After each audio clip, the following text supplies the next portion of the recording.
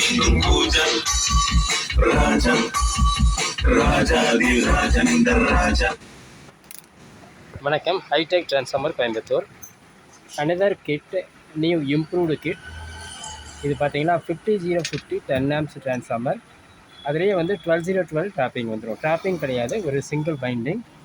50-12-0-12-50 10 amps. இது வந்து type 3 4 inches போட்டிருக்கோம். இதுக்கு முன்னாடி வந்து பார்த்திங்கன்னா டைப் 3 2.5 inches போட்டோம். அது இன்னும் கொஞ்சம் கூடுதலாக ரிசல்ட் தேவைப்படுது. அதுக்காக வந்து இப்போ வந்து டைப் 3 4 inches போட்டிருக்கேன். 50050 இப்போ வந்து லோ லோடில் இருக்குது. லோ லோடில் இருக்கும்போது பார்த்திங்கன்னா உங்களுக்கு வந்து 60 volt வந்து டிசி அவுட் வந்துடுது. டிசி அவுட் வந்து இங்கே கனெக்ட் பண்ணியிருக்கேன். நான் இங்கே வந்து கண்டென்சரில் வந்து வயர் எடுத்திருக்கேன். வயர் எடுத்து மல்டிமீட்டரில் கனெக்ட் பண்ணியிருக்கேன். 60 volt வந்து டிசி அவுட், ப்ளஸ் வோல்ட் மட்டும்தான் ரீட் பண்ணுறேன். ஒரு மீட்டரை கனெக்ட் பண்ணியிருக்கு, இதை ரீட் பண்ணுறேன். இந்த கிட்டுக்கு யூஸ் பண்ணுற மெட்டீரியல் ஒன்று டிரான்ஸ்ஃபார்மர். டிரான்ஸ்ஃபார்மரில் 50-12-0-12-50 ஒரு வைண்டிங். தென் 12-0-12 1 amps ஆர் 2 amps 2 வைண்டிங் இருக்குது. ஒரு வைண்டிங் வந்து ஃபேன் அண்டு லைட்டிங்காக யூஸ் ஆகிடும். இன்னொரு வைண்டிங் வந்து எங்கள் கண்ட்ரோல் போர்டுக்கு வந்துடும். 2 வைண்டிங். தென் வந்து ஒரு மாஸ்டர் வைண்டிங் 50-12-0-12-50 இந்த டிரான்ஸ்ஃபார்மர். நெக்ஸ்ட்டு வந்து இந்த போர்டு. இந்த போர்டு வந்து லாஸ்ட் டைம் பார்த்தீங்கன்னா நாங்கள் வந்து டைப் 3 2.5 வந்து யூஸ் பண்ணும்பொழுது வந்து 2 FET மட்டும் போட்டிருக்கேன். இப்போ வந்து அடிஷ்னலாக வந்து இன்னொரு 2 FET வந்து அதில் வந்து பேரல் பண்ணியிருக்கேன். அந்த பேரல் பண்ணுற மெத்தட் பார்ப்போம். பேரல் பண்ணும்போது பார்த்திங்கன்னா வந்து first one base, next collector, third one வந்து எமிட்டர்.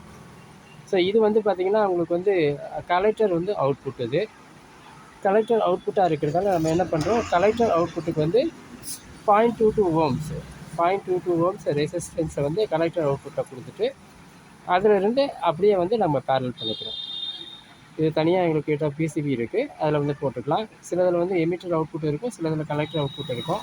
எங்களுடைய 4 FET மோனோ 6 FET மோனோவில் வந்து எமிட்டர் அவுட் இருக்கும். இதில் வந்து கலெக்டர் அவுட்டு. கலெக்டர் அவுட்டில் வந்து நாங்கள் என்ன பண்ணியிருக்கோம், ஒரு 0.22 ohms அதை ரெண்டையும், அதாவது 2 டிரான்சிஸ்டர் 1943-5200 ரெண்டையும் ஜாயின் பண்ணி த்ரூ 0.22 ohms ரெசிஸ்டன்ஸ் மூலமாக அவுட்புட் எடுத்து மறுபடியும் வந்து அவுட்புட்டில் ஜாயின் பண்ணியிருக்கோம். இது வந்து பேரலல் பண்ணுற மெத்தடு. இன்னும் டீப்பாக தனியாக வந்து ஒரு டயக்ராம் போட்டு உங்களுக்கு தனியாக சொல்கிறேன். எந்த 2 FETல வேணால் நம்ம வந்து அடிஷ்னலாக ஜாயின் பண்ணிக்கலாம். அதுக்கு வந்து பேஸ் எமிட்டர் ரெசிஸ்டன்ஸ் வேணும்னா போடலாம், அப்படி இல்லைன்னா தேவையில்லை. இதில் நான் போட்டு பார்த்தேன், அதனால் வந்து பெரிய எஃபெக்ட் ஒன்றும் கிடையாது. அதனால் பேஸ் எமிட்டர் ரெசிஸ்டன்ஸ் வந்து ரிமூவ் பண்ணிட்டேன். இப்போ டேரெக்டாக வந்து 2 டிரான்சிஸ்டர் அப்படியே பேரலல் ஆகுது. அவுட்புட்டு கலெக்டர் மட்டும் வந்து நான் என்ன பண்ணுறேன், த்ரூ 0.22 ohms வழியாக கொடுத்து அவுட்புட்டில் கனெக்ட் பண்ணியிருக்கேன். இந்த க்ரீன் வயர் வந்து அவுட்புட் வயர். அந்த அவுட்புட் வயரில் வந்து 2 கலெக்டர் வந்து சென்ட்ரு பின் பார்க்கலாம். நீங்கள் 2 கலெக்டருடைய சென்ட்ரு பின்னை எடுத்துகிட்டு வந்து 0.22 ohms ஒரு பக்கம் கொடுத்துட்டு இன்னொரு பக்கம் எடுத்துகிட்டு வந்து ஆல்ரெடி வந்து நம்ம போர்டில் வந்து 0.22 ohms அவுட் வருது, அந்த க்ரீன் வயர் பக்கம் கொடுத்துட்டேன். அது டோட்டலாக வந்து இங்கே சப் அண்ட் கிரவுண்டாக வெளியே வந்துடும். ஸோ இதுதான் பேரலல் மெத்தடு. அது எனி நம்ம 2 FETல வந்து நம்ம பேரலல் பண்ணிக்கலாம் இந்த மெத்தட் யூஸ் பண்ணி. ஏன்னா இங்கே வந்து நம்ம பவர் சோர்ஸ் அதிகமாக யூஸ் பண்ணுறோம், அதனால் FET வந்து பத்தாது ஹேண்டில் பண்ணுறதுக்கு. அதுக்காக வந்து நம்ம அடிஷ்னலாக வந்து ஒரு 2 FET போட்டிருக்கோம். அது தனியாக வந்து ஒரு ஹீட் சிங்கில் கூட மவுண்ட் பண்ணிக்கலாம். அது ஹீட் அப்சர்வேஷன் நாளைக்கு வந்து அதை அசம்பிள் பண்ணுவோம். ஹீட் அப்சர்வேஷன் பார்த்துட்டு தனியாக வேணும்னா ஒரு ஹீட் சிங்கில் போட்டு அட்டாச் பண்ணிவிட்டு அங்கேருந்து லைன் கொடுத்துக்கலாம் இங்கே. ஸோ இது 2 FET. தென் வந்து மற்ற சேனலுக்கு எல்லாமே வந்து 2050 12-0-12 அதில் டியூவல் சப்ளையில் ஆப்ரேட் ஆகுது. இப்போ இது இண்டிவிஜுவலாக ஒவ்வொரு ரிசல்ட்டும் பார்க்கலாம். இந்த போர்டில் பார்த்தீங்கன்னா உங்களுக்கு வந்து எந்த வயரிங் சார்ஜிங் வேலையே கிடையாது. இப்போ பார்க்கலாம் ஒவ்வொன்றா. இது வந்து பார்த்திங்கன்னா பவர் சப்ளை. 2 பவர் சப்ளை இருக்கும், 4 கண்டென்சர் இருக்கும். ஒரு பவர் சப்ளைக்கு 2 கண்டென்சர், இன்னொரு பவர் சப்ளைக்கு 2 கண்டென்சர். இந்த கண்டென்சர் போட்டிருக்கோம். அதே மாதிரி மெட்டல் ரெக்டிஃபயர் கிடையாது, பிரிட்ஜ் ரெக்டிஃபயர் வந்து 2 வெர்டிக்கல் ரெக்டிஃபயர் போட்டிருக்கோம். ஃபஸ்ட் ஒன்றுக்கு ஒரு பிரிட்ஜ் ரெக்டிஃபயர், செகண்ட் ஒன்றுக்கு பிரிட்ஜ் ரெக்டிஃபயர். இங்கே வந்து 5 பாயிண்ட் இருக்கும். 5 பாயிண்ட் வந்து சென்டர் வந்து 0, அந்த பக்கம் இருக்கிறது 12, இந்த பக்கம் இருக்கிறது 12, இந்த லாஸ்ட் இருக்கிறது வந்து 50 volt. இந்த 50 volt இங்கே வைண்டிங் கொடுத்துடணும். கொடுத்துட்டா வேறு எந்த இதுவும் கிடையாது, ஆட்டோமேட்டிக்காக எல்லா செக்ஷனுக்கும் சப்ளை வோல்டேஜ் உள்ளே போயிடும். அதே மாதிரி சப்ளை வோல்டேஜ் கொடுத்துட்ட பிறகு நம்ம இன்புட் கனெக்ஷன், இந்த ஃபஸ்ட்டு ஒன் கண்டென்சர் பக்கத்தில் இருக்கிறது வந்து ஒரு 3 pin RMCயில் வந்து நம்ம ஃப்ரண்ட்டு ரைட் லெஃப்ட்டை வந்து உள்ளே இன்சர்ட் பண்ணணும். நான் அந்த அசம்பிளியில் காமிக்கிறேன். அடுத்து வந்து next one surround left surround, right surround. Third one பார்த்தீங்கன்னா உங்களுக்கு சென்டர் அண்டு சப்பு. இதில் 3 பின் ஆர்எம்சி இன்சர்ட் பண்ணால் போதும். அடுத்து வந்து பார்த்திங்கன்னா இங்கே வந்து ஒரு 2 பின் ஆர்எம்சி அவுட் இருக்கும். அந்த 2 பின் ஆர்எம்சி அவுட் வந்து ஃபேன் கனெக்ஷன். இங்கே வந்து 12-12 1 ஆம்ப்ஸ் ஆர் 2 ஆம்ப்ஸ் வைண்டிங் இங்கே கொடுத்துட்டோமா, இது 7812க்கு வந்து இங்கே வந்து ஃபேனுக்கு வந்து நம்ம அவுட்புட் கிடச்சிடும். அந்த ஃபேன் அவுட்புட்டையும் வந்து நம்ம வந்து லைட்டிங் லோடுக்கும் யூஸ் பண்ணிக்கலாம். ஸோ இப்போ இந்த அக்சசரிஸ் வந்து பார்த்திங்கன்னா மேக்ஸிமம் மினிமைஸ் பண்ணியாச்சு. ஒரே போர்டு, அந்த போர்டில் வந்து 2 டியூவல் பவர் சப்ளை இன்க்ளூடட். தென் அவுட்புட்டுக்கும் வந்து உங்களுக்கு RMC connectors and Phoenix connector கொடுத்தாச்சு. அதுதான் இங்கே பண்ணியிருக்கேன். இங்கே பார்க்கலாம்.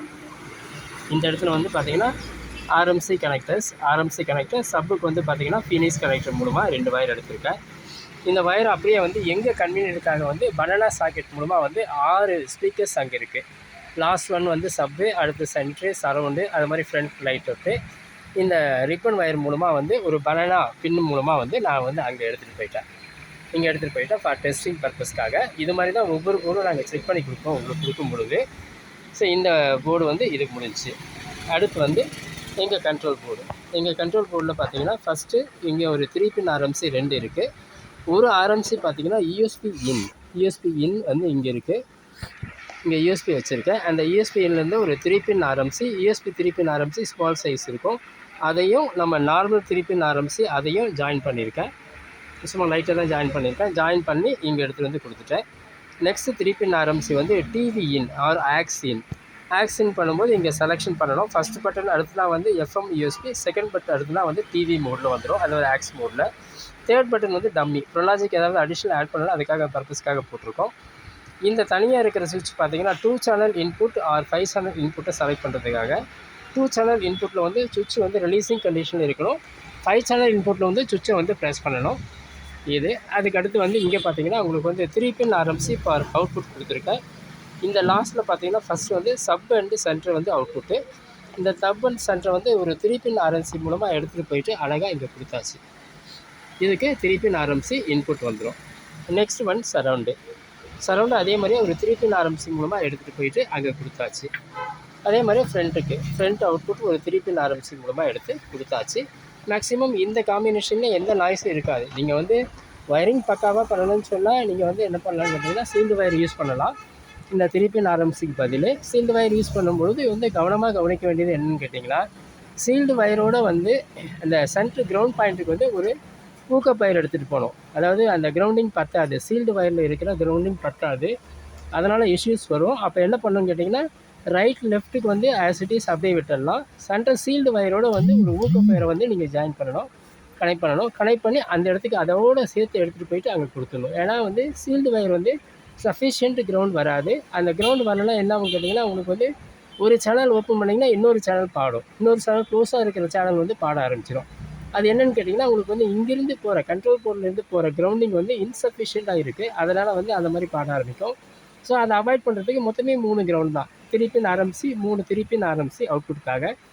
அந்த 3 பின் ஆர்எம்சியில் ஒவ்வொரு சீல்டு வயர்லேயும் இருக்கிற அந்த சீல்டோடையே வந்து ஒரு கிரவுண்ட் வயர், அந்த கிரவுண்ட் வயர் எடுத்துகிட்டு போயிட்டு அந்த கனெக்ஷனில் கொடுத்துட்டிங்கன்னா கப்சிக்குன்னு நாய்ஸ் எதுவும் இல்லாமல் இருக்கும். அதர்வைஸ் வந்து ரிப்பன் ஆர்எம்சி வயரே அப்படியே டைரெக்டாக யூஸ் பண்ணலாம். ஏன்னா இந்த டிரான்ஸ்ஃபார்மரை பொறுத்த வரைக்கும் ஆர்எம்சி வயர் யூஸ் பண்ணால் ஒன்றும் ப்ராப்ளம் கிடையாது. இன்னும் இதை விட டிரான்ஸ்ஃபார்மர் சைஸ் பெருசாக போச்சுன்னா நம்ம வந்து சீல்டு வயர் யூஸ் பண்ண வேண்டியிருக்கும். இப்போ நான் மியூட்டு தான் போட்டிருக்கேன், எந்த நாய்ஸ் கிடையாது, கிளியராக இருக்குது. ஸோ அவ்வளோதான். இந்த டேபிள் மேலே வச்சுருக்கிறத எடுத்து நீங்கள் வந்து உள்ளே வச்சு அசம்பிள் பண்ண வேண்டியதான் பாக்கி. மற்றபடி ஒர்க் ஃபங்க்ஷன் வந்து ஈஸியாக இருக்கும். அது மாதிரி உங்களுக்கு நான் சப்ளை பண்ணும்பொழுது வந்து நீங்கள் ஒரு கிட்டு கொடுக்குறீங்கன்னா உங்களுக்கு அந்த கிட்டை டெஸ்ட் பண்ணி உங்களுக்கு வீடியோ அனுப்புவேன். அதுக்கடுத்து தான் வந்து உங்களுக்கு சப்ளை பண்ணுவேன். போயிட்டு வந்து அது ஒர்க் ஆகலை, இது ஒர்க் ஆகலை, அந்த பிரச்சனைகள் எதுவும் கிடையாது. டெஸ்டிங் பண்ணிவிட்டு அதை அடுத்து கிட்ட அனுப்புவேன். மற்றபடி வந்து இது ப்ரொடக்ஷன் வந்து இன்னொரு 10-15 பீஸ் நாங்கள் பண்ணுவோம். இதுக்கு முன்னாடி பண்ண பீஸ் வந்து நாங்களே வந்து ஒரு 16 ஆம்பிளிஃபையர் அசம்பிள் பண்ணோம், ஒரு 50 கிட் வரைக்கும் சேல் பண்ணோம். இப்போ இந்த மாடலில் ஃபஸ்ட்டு நாளைக்கு அசம்பிள் பண்ண போகிறேன். இது 10 பீஸ் நாங்கள் ட்ரையல் பார்த்துட்டு கிட்ட வந்து சப்ளை பண்ணுவோம். யாருக்காச்சும் வேணும்னா எனக்கு கான்டெக்ட் பண்ணுங்கள். இப்போ வந்து டெஸ்ட் ரிசல்ட் பார்க்கலாம் உங்கள் சேனலில். இப்போ வந்து நான் மியூட்டை ரிலீஸ் பண்ணிட்டேன்.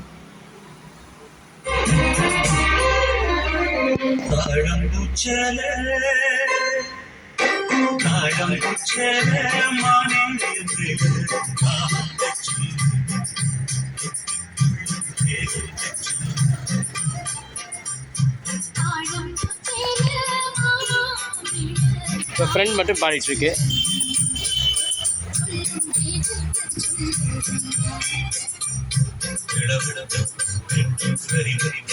நெக்ஸ்ட் ஃப்ரெண்டு கொடுத்து சரவண் மட்டும் கொடுக்குறேன்.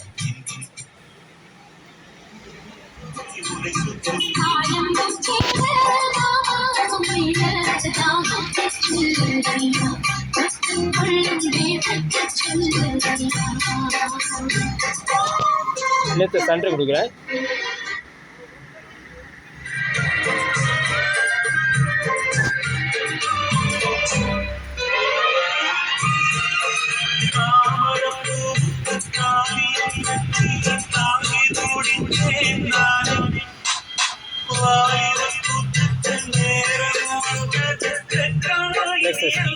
சப்பு கொடுக்குறேன்.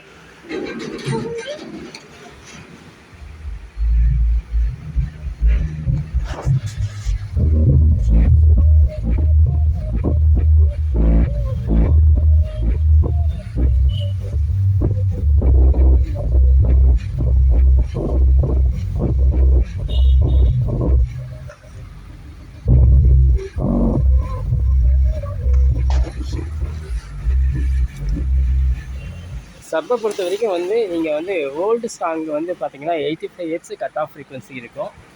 அதுக்கு வந்து நீங்கள் வந்து எந்த பிராண்டட் ஆம்பிளிஃபையரில் போட்டால் கூட வந்து உங்களுக்கு வந்து அந்த சப்புடைய ரிசல்ட் வராது. பட் எங்கள் ஆம்பிளிஃபையரில் வந்து நாங்கள் வந்து ப்ராப்பராக வந்து 85 ஹெர்ட்ஸ் கட் ஆஃப் கொடுத்துருக்கோம். அதுக்கடுத்து வந்து ஃபேஸ் ஆங்கிள் ஷிஃப்டிங் கொடுத்துருக்கோம். அந்த ஃபேஸ் ஆங்கிள் ஷிஃப்டிங் என்னென்னு கேட்டிங்கன்னா, நம்ம வந்து இப்போ அந்த ஊஞ்சல் ஆடும்பொழுது பார்த்திங்கன்னா, ஊஞ்சல் வந்து ஒரு ஃபோர்ஸ்ஃபுல்லாக வந்து நமக்கு ஆசிலேஷன் கிடைக்கணும்னு சொன்னால், நம்ம முகத்துக்கு நேராக வந்து ஊஞ்சல் வந்துருச்சுன்னா வந்து நம்மளால் நல்லா ஃபோர்ஸ்ஃபுல்லாக தங்க முடியும். அப்போ தள்ளும்போது ஆசிலேஷனுடைய டிஸ்டன்ஸ் வந்து மேக்ஸிமம் ஆசிலேஷன் ஆகும். அதே வந்து நம்ம முட்டின் கீழே வந்து அந்த ஊஞ்சல் வந்துருச்சுன்னா அதை தள்ளுறதுக்கு வந்து ரொம்ப ஃபோர்ஸ்ஃபுல்லாக இருக்கும். அப்போ தள்ளும்போது கொஞ்சமாக தான் வந்து வெளியே தள்ள முடியும். அதே மாதிரியே பார்த்திங்கன்னா, தலைக்கு மேலே வந்து ஊஞ்சல் வந்துருச்சுன்னா அதை தள்ளுறதுக்கு நம்ம சிரமப்படணும். நம்ம முகத்துக்கு நேராக வந்துச்சு அப்படின்னு சொன்னால் வந்து அதை வந்து நல்லா ஃபோர்ஸ்ஃபுல்லாக தள்ளலாம். அந்த ஆசிலேஷனுடைய அந்த டிஸ்டன்ஸ் வந்து மேக்ஸிமம் கவர் ஆகும். அந்த வேலையை தான் இங்கே பண்ணியிருக்கேன். ஃபேஸ் ஆங்கிள் ஷிஃப்டிங், அதாவது ஸ்டார்டிங் என்ட்ராகும்போது வந்து ஃபேஸ் ஆங்கிள் எக்ஸலண்ட்டாக இருக்கும். அந்த எக்ஸலண்ட்டாக இருக்கும்போது பார்த்திங்கன்னா உங்களுக்கு வந்து அதனுடைய அவுட்புட் ஆம்ப்ளிடியூடு வந்து ரொம்ப அதிகமாகிடும். அதிகமாகும்போது ஒரு சாதா ஐசி தான், அந்த ஐசியில் வந்து நல்ல ரிசல்ட் கிடச்சிடும். ஒரு 2 ஃபெட் போடும்போதே வந்து ஒரு 10 ஃபெட்னுடைய ரிசல்ட் வந்து நமக்கு கிடச்சிரும். அது வந்து மெயின் பார்த்திங்கன்னா உங்களுக்கு வந்து கட் ஆஃப் ஃப்ரீக்வன்சி 85 ஹெர்ட்ஸ். அடுத்து வந்து ஃபேஸ் ஆங்கிள் கரெக்ஷன் பண்ணியிருக்கோம். ஃபேஸ் ஆங்கிள் கரெக்ஷன் வந்து ஃபிக்ஸ்டு, நீங்கள் அட்ஜஸ்ட் பண்ண முடியாது. அது மாதிரி ஃப்ரீக்வன்சி அட்ஜஸ்ட் பண்ண முடியாது. அட்ஜஸ்ட் பண்ணால் வந்து அது நிறைய ப்ராப்ளம் வரும். அதுக்காக வந்து அதை ஒன்ஸ் ஒரு ஃபிக்ஸ் பண்ணி அதை கரெக்டான ஒரு வேல்யூவில் வச்சுட்டேன். நீங்கள் பழைய சாங் போட்டாலும் நல்லாயிருக்கும், புது சாங் போட்டாலும் நல்லாயிருக்கும். தியாகராஜர் சாங் போட்டால் கூட உங்களுக்கு வந்து சப்புடைய ரிசல்ட் வந்து கிடச்சிடும். ஸோ அந்த மாதிரி இதை க்ரியேட் பண்ணியிருக்கு. ரொம்ப காலமாக ஒர்க் பண்ணியிருக்கோம் அதில். இப்போ வந்து பர்ஃபெக்ட் ரிசல்ட் வந்துருச்சு. டோட்டலாக வந்து நம்ம வந்து ஒரு பிராண்டட் ஆம்பிளிஃபையருக்கு ஈக்குவலான ஒரு ரிசல்ட் வந்து கிடச்சிடும். ஒரு வீட்டில் கேட்கும்போது 10க்கு 10 ரூம் கேட்கும்போது இந்த காம்பினேஷன் வந்து ரொம்ப எக்ஸலண்ட்டாக இருக்கும். பிராண்டட் ஆம்பிளிஃபையர் மறுபடியும் அவங்க கேட்க மாட்டாங்க. அந்தளவுக்கு வந்து நல்ல ரிசல்ட் இருக்கும். இந்த மாதிரி ஸ்பேர்ஸாவோ இல்லை ஆம்பிளிஃபையராவோ யாருக்காவது வேணும்னு சொன்னால் என்னை காண்டாக்ட் பண்ணுங்கள். தேங்க்யூ.